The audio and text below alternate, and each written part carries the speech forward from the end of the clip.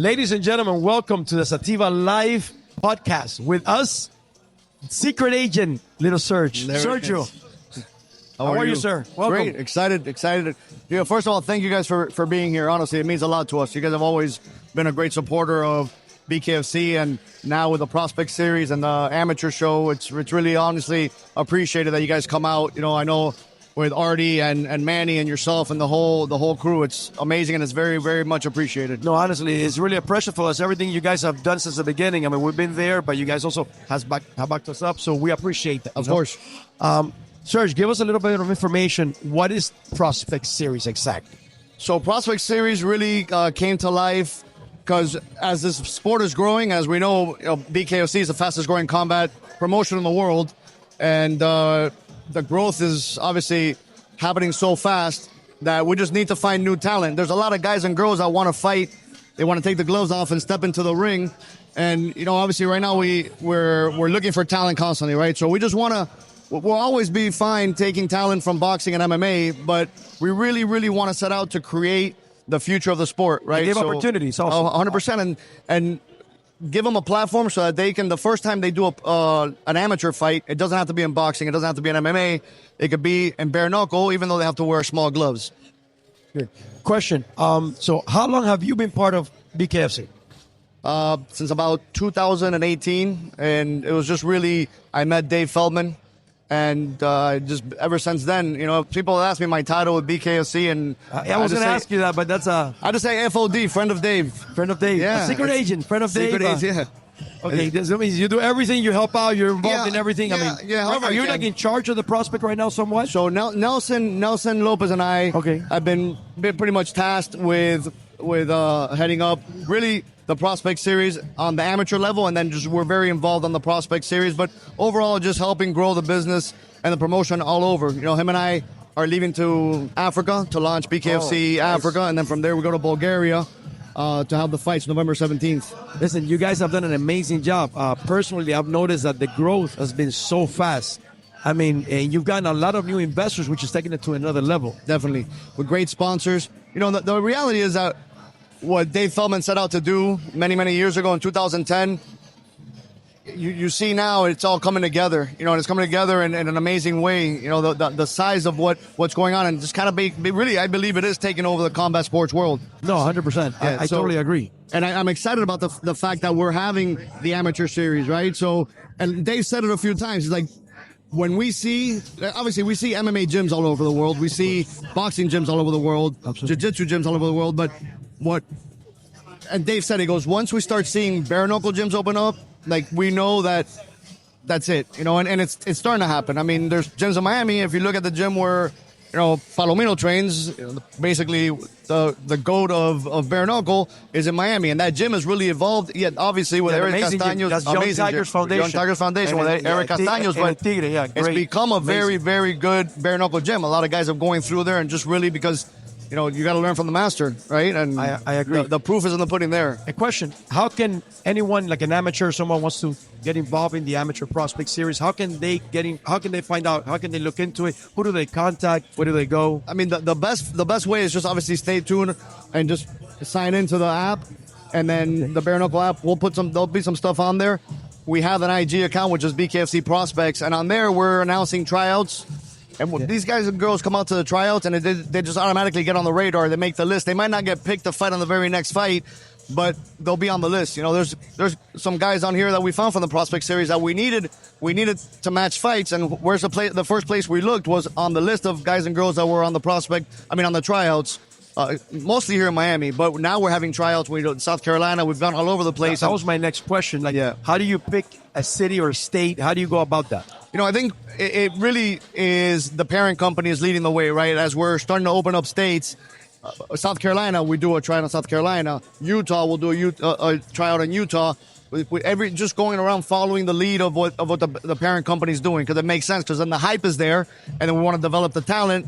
We'll announce that we're coming to a city for a tryout, and sometimes you get 400 applicants. Wow, not all of them show up, but the interest is there. Obviously. Yeah, it's been amazing, honestly. Question now, to switch it up a little bit, just a quick question. Your partnership with Zativa, how does that been able to help your guys, the fighters, just in general?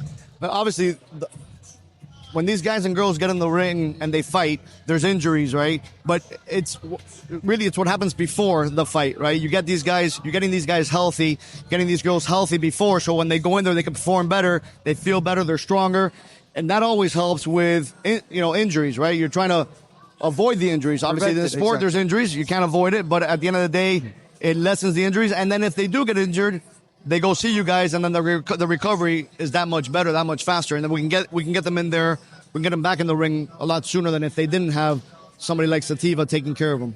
Well, we appreciate you letting us be part of you and help Of you guys course. out. One other question going back to BKFC. How many are picked? I mean, because we've seen other prospect series in other companies, they pick like one or maybe two. How many fights? How many you pick that you would take them to the next level? How does that work? It really depends on what they show us, right? If we have 15 amazing fights, well, they would now have 14 tonight, but if we have 14 amazing fights, it's going to catch the eye of Dave Feldman. We'll get the call and say, hey, bring this guy or this girl up to the Prospect Series. Let's see what they could do without the gloves. They just got to get our attention. They got to get Dave's attention, and that's why you get to the next level. So there's not like a preset number. We'd love to give out a few contracts tonight, but we really got to wait for Dave, and then when Nelson and Dave get together and go through and talk to Nate and the team, figure out which guys and girls. Well, tonight we had a girl fight, but it got canceled. But figure out what guys from tonight really put on a show. Like I've told these guys in the fighters meeting, we've told them yesterday. I said, look, this is not just about fighting your ass off. You got to be able to fight your ass off. But if you can't sell tickets, if you don't have a following, you gotta bring people to the door. It needs to be a perfect combination. It's a beautiful recipe, and it has to all come together. You have to know how to put it together. Something that caught my attention when you say when they take the gloves off. So the Prospect Series is not bare knuckle pure. Right. You have so, some gloves on? Yeah, what we ran into was your first pro fight cannot be bare knuckle, right? So is that like a legal thing in the state, in the country? I believe it started in July. We were informed that they could have 12 amateur fights in boxing or MMA or a combination, but their first pro fight would have to be in boxing or MMA. It can't be in bare knuckle. So, one of the reasons we said, let's do this is because obviously the sport's growing. Absolutely. But then we said, hey, let's give these guys and girls an opportunity for their first pro fight ever, or their first amateur fight ever to be for bare knuckle. They don't have to have any previous fights, or is it better if they have fights, or how does that work? There's a few fighters, I think maybe one or two, making their amateur debut tonight. Oh, first fight. Right. But, they're protected with the gloves. I think it's a 7 or 8 ounce glove that they're using. And, it'll protect their hands, protect the face. And obviously, we'll be very cautious. The referees and the doctor knows, hey, let's err on the side of caution. If you think a fight should be stopped and you just maybe think it should be stopped, let's stop it, let's protect them and let them fight another day. Absolutely. Yeah. Hey, another question.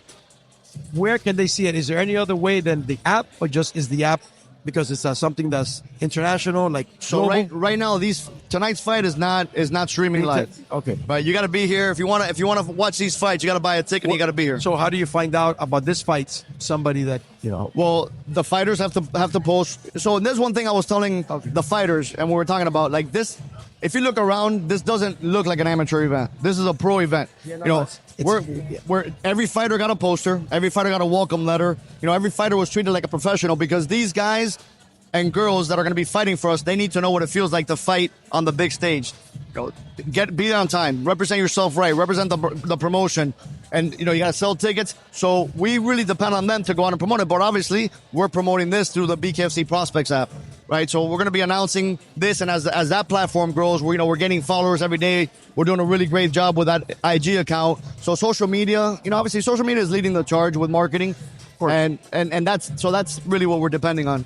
Hey, listen, Serg, it's a pleasure having you here. Hopefully we can catch up again and more information up to date to update everyone. I have a question for you. Yeah. Where's Artie? He couldn't make it, but Artie, he brought me. Artie, I think he brought the best of the best. You know what? That's a valid point. But we'd love to have Artie here. Absolutely, I'll make sure I'll bring him. I'll grab him by the hair. He owes me. You know what? He owes me a meal. He owes you a meal? Now he does. Make it a good one. And it's going to be a real good one.